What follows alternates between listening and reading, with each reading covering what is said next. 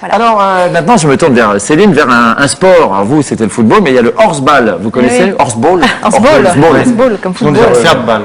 Ouais. Oui, bien.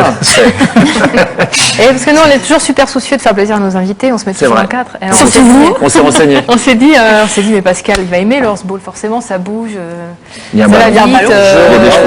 Voilà.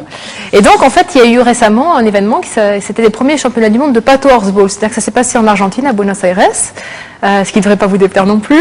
Et en fait, on a mélangé deux règlements. Le règlement du horseball qu'on pratique chez nous, on est très fort en France, on est le pays leader, et c'est pratiqué en Europe, aux États-Unis. Et puis, on a mélangé ça avec le pato, qui est un sport traditionnel argentin, qui, un comme peu son nom parent ne avec le l'indique pas, polo. réclame une certaine adresse. Voilà. Et donc, j'ai invité, pour nous en parler, un garçon qui s'appelle Nicolas Thiessard, qui est un joueur de l'équipe de France. Je vous demande de l'accueillir. Carrément, oui, bravo. Du sportif de haut niveau. Je vous reconnais bien là, Céline. Bonjour. Bonjour. Alors Nicolas, il est de Bonjour. multiples fois champion d'Europe, hein, puisque je vous disais, la France est un pays leader. Et puis, nous, de toute façon, nous, en dessous de champion d'Europe, on ne prend pas. Hein. On a un certain standing, si vous voulez, on a des principes. Hein. Ça, c'est vrai en plus, hein, c'est ça le pire. Ah, pardon, 3, bien sûr. Voilà, bien sûr. Et nous, on est exemptés, nous, on est qualifiés d'office. Alors donc, en fait, Nicolas, vous avez donc participé avec l'équipe de France à cette première, en fait. Vous étiez tous invités là-bas à Buenos Aires. Ouais, c'était le premier championnat du monde de pato horseball. En fait, ils ont mixé le pato et le horseball pour la première fois, parce qu'en Argentine, ils jouent au pato depuis des siècles et des siècles, et en France, en Europe, depuis 30 ans. Donc, pour pouvoir augmenter le nombre de licenciés au monde de horseball pato, ils ont mixé ça pour la première fois. Et donc, c'était vraiment une belle aventure, quoi. Alors, on va avoir d'abord des petits souvenirs de votre séjour là-bas, c'est les photos. Les photos que vous avez eu la gentillesse de nous ramener. Ça, c'est ce qu'il fallait gagner, la coupe de champion du monde, que vous n'avez pas gagné. Les cactus. Et ça, c'est l'équipe. Et puis après, le reste, vous allez pouvoir l'équipe à son arrivée, et là, vous allez pouvoir nous commenter le choix des montures. Alors, je vais vous déconner un peu le truc quand même. Comme en fait, ils étaient super favoris, apparemment, on s'est un peu débrouillé pour qu'ils n'étaient pas les purs sang du. Les chevaux. Ils sont d'occasion, là. Ouais. Et en fait, c'était un tirage au sort des chevaux, donc ils devaient fournir une centaine de chevaux pour la Coupe du Monde. Donc, ils ont trouvé des criolos et des chevaux de polo. Donc, nous, on est tombé sur les criolos. Voilà. Donc, les criolos, c'est les chevaux qui traient le bétail là-bas. Donc, ils n'étaient pas très grands, ils n'étaient pas très rapides. C'était pas très bien dressé. D'ailleurs, là, on voit que vous avez moins le sourire qu'à l'arrivée. À côté de ça se jouait dans un super beau stade. Ouais, ça jouait dans un super stade au milieu de Buenos Aires. Donc, il y avait 8000 places assises et il y avait une ambiance vraiment impressionnante qu'il n'y a pas en Europe, quoi. Et puis, dans un autre style, on vous a mis dans un beau jacuzzi. Ça n'a pas dû être que terrible, quoi, la compétition. Ah, non, on se préparait bien. Donc, on va peut-être expliquer un peu la différence entre le pato et le horseball, en montrant d'abord, Pascal, des images de ce que c'est que le vrai horseball, quoi, le horseball qu'on joue chez nous. On a des images de la Coupe de France qui se déroule au Salon du Cheval, où il y a toujours un public assez nombreux. Regardez. Expliquez-nous, Nicolas, comment ça se joue. Déjà, c'est 4 contre 4. Il faut faire 3 passes minimum et tirer dans le but. C'est des chevaux un peu plus grands, un peu mieux dressés, qui sont plus rapides. Donc voilà, donc c'est un sport quand même différent, hein, mais c'est un petit peu similaire, mais parce qu'il y a un ballon et des chevaux, mais après dans la façon de jouer, c'est vraiment différent, quoi. Parce que le pato, il vient d'où, lui? Le pato, et quelle est son histoire, en fait? En fait, l'histoire du pato, ça a commencé au XVIIe siècle. C'était des peuples de villages qui se battaient pour amener un canard, parce que pato, c'est canard en espagnol, qui se battaient pour amener un canard dans leur village. Mais c'était à la vie, à la mort, quoi. Ah oui, d'accord. Et là, on voit la différence des deux. Il nous a amené son matériel. Ah, ouais. Mais comment il le tenait le canard par Par le cou, par la tête, par le cou. Tout est permis. Il est arrivé près des coupés, près à faire cuire. Donc, et ça a été, au début du 19e siècle, ça a été arrêté parce que c'était trop dangereux. Et à partir de 1930, ils ont remis le pato ils ont refait un règlement, etc. Vous me le montrez? Alors, ça, c'est le ballon de pato, c'est ça? Ce n'est pas un canard. Ce n'est pas un canard. Ça, les hanches sont avec en bois. Ah, c'est du bois. Oui, c'est dur. C'est Mais c'est un super peu le dur. même système que en Afghanistan, là, je sais pas quoi, avec la peau de chèvre. Avec la peau de chèvre. On peut pas se faire mal Ça, avec c'est ça. le bouche cassie à Asglan. C'est un peu le même système. Le bouche cassie. Ah, d'accord. On peut pas se faire mal avec ça? Ah bah au doigt, si. Hein. Ouais. Ça pareil. Mais en fait, c'est quasiment les mêmes ballons. Le harnais change, mais le ballon... Ouais, mais les hanches sont moins grandes, sont pas en bois, sont plus souples. Et le ballon est beaucoup moins lourd de horseball que de pato. Ça vous intéresse ça, Pascal, C'est un ballon de volley contre un ballon de le horseball? C'est technique, hein. Je pense, ouais. Ouais. Ouais, mais enfin, attendez, vous êtes super Physiquement, ça droit. doit être. Vous êtes, attendez, gardien de but, je suis désolé, mais là, vous êtes Il n'y super a pas de droit avec gardien, moi. justement. Ouais, mais il faut savoir aller déjà sur le cheval, aller.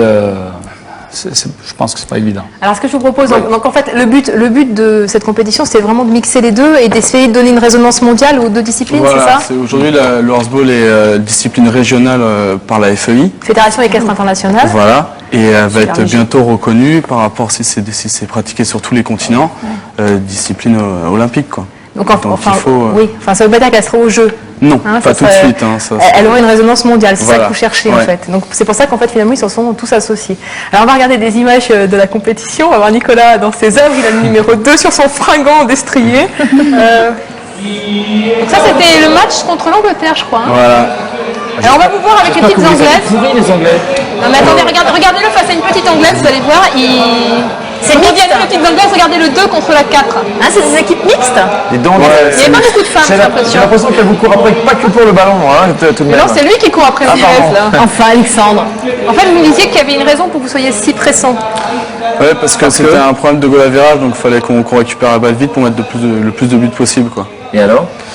Et ben on en a mis beaucoup. Le problème, c'est qu'il y a deux équipes, l'Autriche et le Portugal, qui se sont alliés plus ou moins ce qu'ils en marquent. La France est championne d'Europe depuis 1992, elle n'a jamais perdu un match.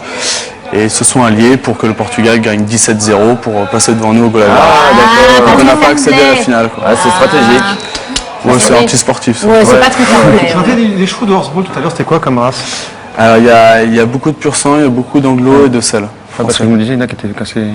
Alors là, on va voir des images de la finale. Alors, les Argentins ont la bonne idée de faire le tour d'honneur avant le match, ce qui est une bonne idée puisqu'ils se sont fait taper par le Portugal. Donc, en effet, c'était plus prudent de le faire par anticipation. À noter que les Argentins jouent sans sangle de ramassage, c'est-à-dire que nous on a une sangle au horseball qui relie les deux étriers pour quand on ramasse. Eux ils jouent sans sangle de ramassage. Ils se tiennent comment? Bah, je sais pas si on va avoir des images d'un ramassage, mais ils bloquent leur mollet au niveau de la selle et ils ramassent comme ça. Donc c'est Mais beaucoup, il y a oui, d'autres- oui. Donc c'est beaucoup plus sportif. Dans les différences qu'il y avait Ah, justement dans le... c'est plus risqué surtout. Ouais, c'est plus risqué. Mmh. Mais, Ça va moins vite, je crois. Ouais. Ouais. Parce que, Tant pis. ce que vous me disiez, c'est qu'il y avait, bon, donc il y avait que 3 joueurs contre 3 au lieu de 4 contre 4 pour En notre France. horseball. Et par contre, eux, ils jouent à une seule main. Voilà, eux au plateau, eux ils ont le droit de jouer qu'à une main, faire des passes à une main, recevoir à une main, ramasser sans sangle de ramassage.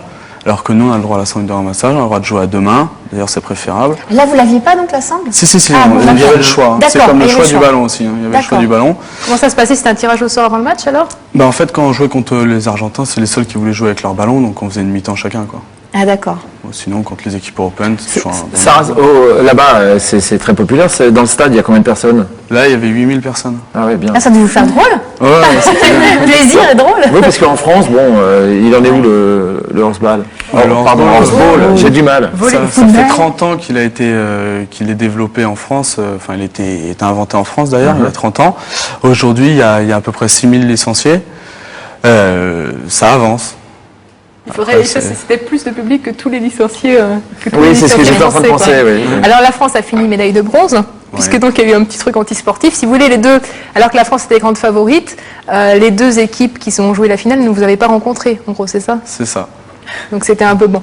Mais ceci étant dit, est-ce que c'est vraiment le plus important ou est-ce que ce qui est important, c'est le fait que ça ait existé et que peut-être ça perdure? Non, nous, on a été envoyés là-bas. On n'avait pas une obligation de résultat. Si on était champion du monde, c'était toujours bien. Mais après, le but était vraiment d'exporter la discipline hors d'Europe, quoi. Donc de représenter. Aujourd'hui, l'équipe de France a toujours été une vitrine du horseball. Donc la façon de jouer, de monter à cheval, de s'occuper des chevaux. Donc ça a été réussi. Les Argentins vont se mettre au horseball, vont créer une fédération d'ici peu de horseball. Donc c'est important parce que là-bas, en Argentine, le pato, c'est un sport national, quoi. Tout le monde connaît, tout le monde joue au pato. C'est un peu comme le foot, non, quand même pas. Le foot, c'est important. dans Déjà, l'entier. ils adorent le polo, ils adorent Mais le foot. le polo et le bateau, Ouais, il y a un terrain de pato dans chaque village, quoi. Ouais, vous C'est- seriez deux derrière Pascal, quoi, là. Eh oui, mais il n'y a pas de gardien de but au horseball. Et en dehors, Il y a toujours un ballon. Hein. et en dehors du fait que c'était était un peu pipé, qu'est-ce que vous en gardez de cette expérience-là? Bah, c'est une belle aventure. Quand on était une équipe, on est parti 15 jours à Buenos Aires. On a vu une autre image, enfin, La manière dont ils s'occupent des chevaux, qui montent à cheval, qui s'entraînent, la façon de jouer, etc., c'était super enrichissant, quoi. Bah, comme Pascal va bientôt aller en Argentine, vous avez une bonne adresse à lui donner pour les montées à cheval? J'en ai déjà. Ah, vous avez déjà. Mais c'est pas en ville, hein, évidemment. En tout cas, je voulais vous dire qu'il y aura peut-être, il y aura certainement, ouais. il y aura certainement une suite à ces championnats, ces premiers championnats du monde. Alors, Buenos Aires est toujours candidat pour la 2e édition, mais la bonne ville de Saint-Lô en France est également candidate. Donc, elle a déposé un projet. On ne sait pas encore lequel sera choisi. Si ça se passe à Saint-Lô, ce sera du 20 au 26 août 2007. On a un peu le temps de déjà vous en les parler d'ici là. Enfin, on peut dire que peut-être ça se professionnalisera dans le tirage au sort et les machins pour que ça soit peut-être plus carré, point de vue. Chevaux, je pense. Voilà. Ça C'est peut dommage, aussi, il ouais. me plaisait bien ce petit poney, qui avec le ventre qui pendait bien par terre. Il y a un site, hein, je crois, pour les Oui, sites, alors ouais. oui, parce qu'en fait, il y a un Et puis site pour s'intéresser au sport, bien sûr, et du s'inscrire. Horseball. Donc il y a plein de choses pour ceux que ça intéresse, il y a plein de billets d'humeur sur ce championnat du monde, etc. C'est www.horse-ball.org. Un site très bien fait. Très bien. Eh ben, Super. Nicolas, on vous remercie. Merci Et puis beaucoup. continuez de bien porter les couleurs de la France. Vous savez qu'il a un frère jumeau qui joue aussi. C'est Ah bon rigolo quand même. C'est pratique surtout. C'est pour ça qu'on est transpondeur. Ben voilà le problème. Et 2 tricheurs, là. Ils ont tout compris. Bien, on applaudit. Merci Nicolas. Merci encore. On va passer aux agendas, Caroline. Aux agendas, on commence tout de suite avec Manu, justement. Planète course. Monsieur Rousset. Jeudi 11.